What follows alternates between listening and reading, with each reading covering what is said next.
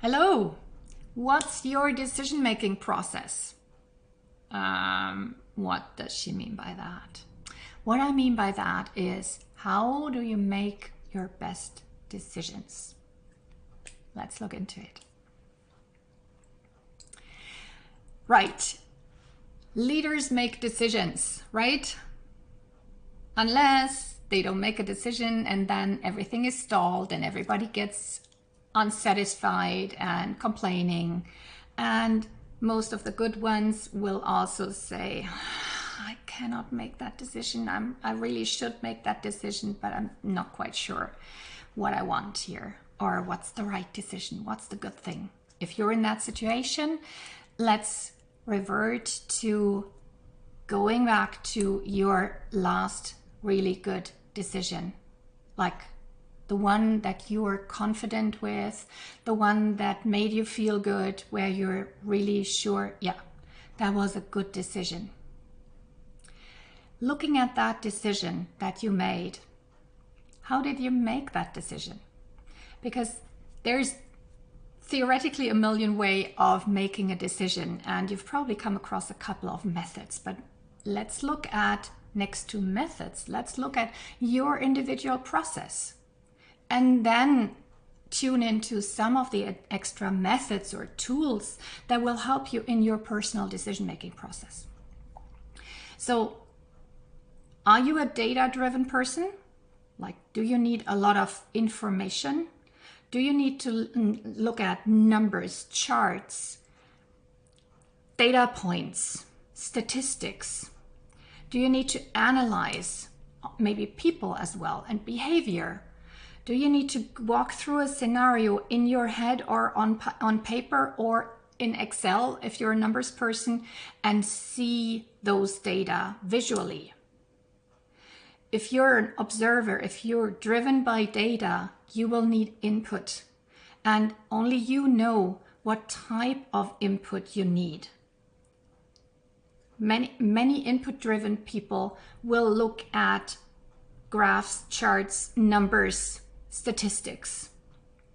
But you may also look at people's behavior, reflect on something that you observed, looking out for patterns. That is also input, and it's also data.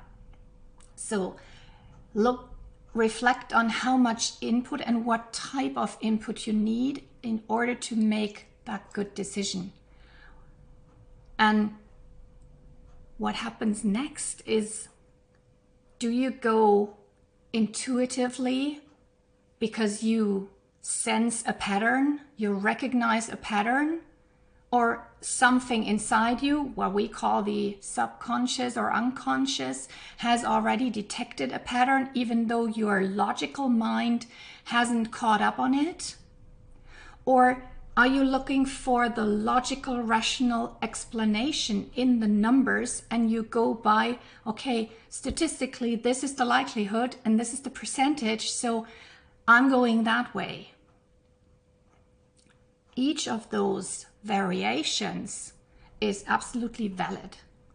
The key is to know what works for you, because there's no point in telling an intuitive person who's looking out for patterns, who's looking at research, input, data, and then needs a bit of time to reflect, mull things over, talk to someone, and then just knows which way to go, to tell that person to say, okay, this is the statistical likelihood, this is the risk assessment, it's 2/3, 67%, this is the way to go.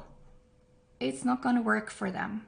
And on the other hand, telling the statistic-driven person, the numbers-driven person, to just follow their intuition will not quite work.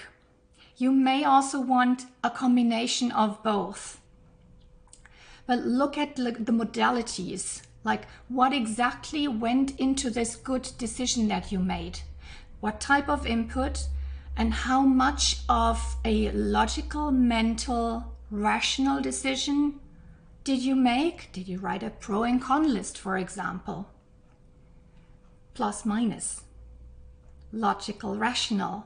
feeding into there's more on the pro side, or whatever is on the contra side is weighing heavier than all the nice little pros, but that's not relevant. That would be a more rational way of making a decision than writing the pro and con list, feeling into it as you write them, and then just knowing because you felt it, like, okay, right, it's clear, I'm going that direction.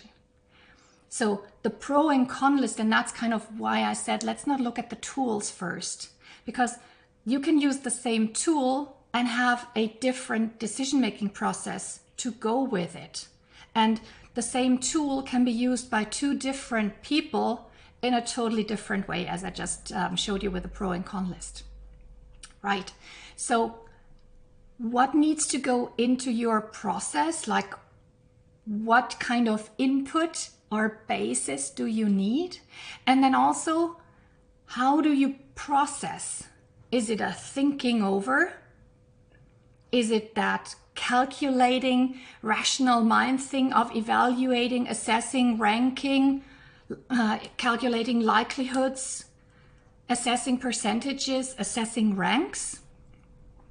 Or is it a more intuitive, woven, pattern-seeking process that you may not be able to describe to a certain extent, because all the information that you have, from observations to data to risk calculations to conversations to your gut feeling, all of this goes into the process, and you need to mull it over. You need to give your system the time to process that.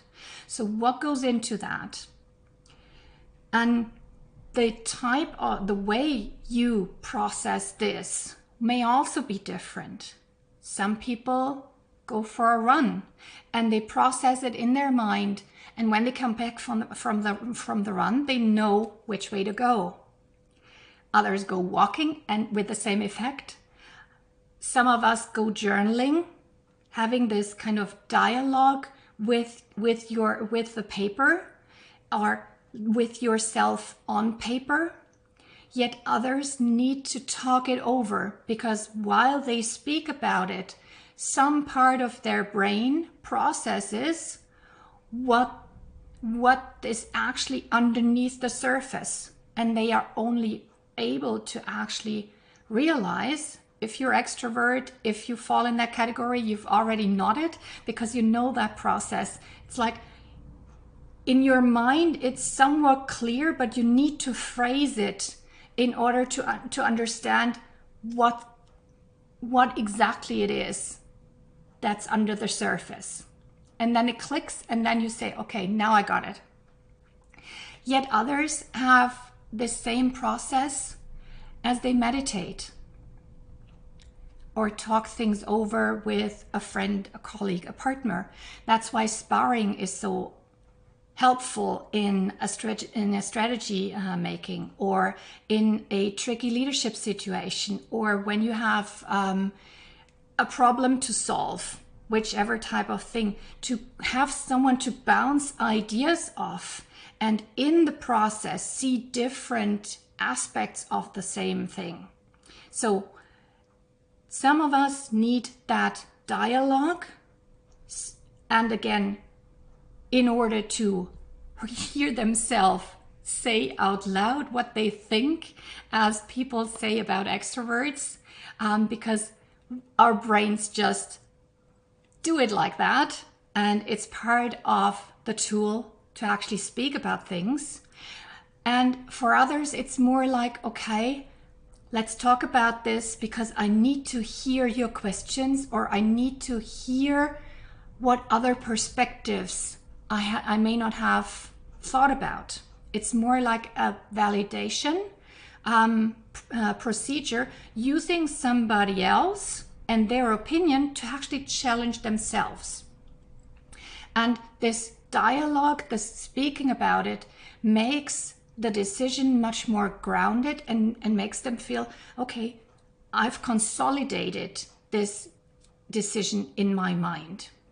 So none of these are like exclusive. It's not like you have to have only one time and one way of coming to a good decision. Very likely you have a certain individual combination of many of these. Most likely you will need some kind of input. But again, you may be driven by numbers and data, or you may be driven by observations and sensations and patterns. And you may also have a different combination of what you do with that input. You will also, like as I was saying, you may have to write about it, you may have to talk about it, you may have to think about it in order to process through your system and your values so that you can come to a conclusion. And you will have an individual, you may even have to sleep on it. You may also have an individual time frame that your system needs, you as a system need, in order to process a large decision, or one decision that keeps you up at night, or that you want to think about, process. So knowing what your individual best decision-making process is, coming back to leadership, will actually help you understand why, if you need to make a quick decision, something has come up, a client has escalated, something didn't work out, the shipment got lost, whatever the case might be. Let's make it a bit more crisis-oriented. And you need to act, but everything inside you screams, I need to go for a 10-minute walk. If going for a walk is an essential part of your best decision-making process, you will have a much easier time of saying, right, do I need to make this decision right now where I stand here? And if not, I'll get back to you in 10 minutes. Because then you will actually go for that walk. And even if you just walk out the door, spend 2 minutes in the fresh air, that gives you the time. And then you come back and you say, okay, let's go this way or that way. If you don't know consciously that going for a walk is part of your best decision-making process, you will feel pressured to actually make that decision right now, even though everything inside you screams, I just want to go for a walk right now. And you will most likely, depending on how active your inner critic is, you will most likely tell yourself like, that's a stupid thing to do. I don't have time for that right now. I think I need to run away from that decision. I'm not courageous enough. And you're going to have this inner dialogue with yourself between, I need to make this decision, and everything inside me screams that I need to go for a walk right now. And you will have this tension inside of you, and that will drag your energy away from where we need it, which is how to deal with the challenge of having to make a decision and finding your best way of handling a situation where you may be challenged to make a decision, either with going for a walk or not having the time to go for a walk. And you need to understand for yourself how to handle that situation. And the more grounded you are, the more anchored you are in knowing what you, in your best way, would do in order to come to a good decision, and if that includes that 10-minute walk around the block, you will handle that decision-making situation in a much more confident and sovereign way than if you are torn between like, I've got this screaming inside of me, I think I need to go for a walk. What's that? I don't want to run away from that, but yes, I want to run away from it. But is that running away? I'm just simulating your inner dialogue. Maybe you recognize it.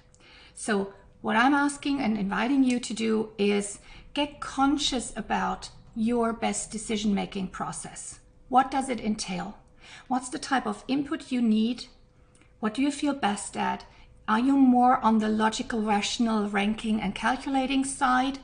Or are you more on the emotional, intuitive, sensing, pattern-seeking side? What do you do ideally in order to process that from input through to conclusion and direction? And how much time do you ideally give yourself? And do you need somebody else in order to talk it over, or in order to have a sparring and be challenged by them? So this is it for today. Do your good decisions and see you soon.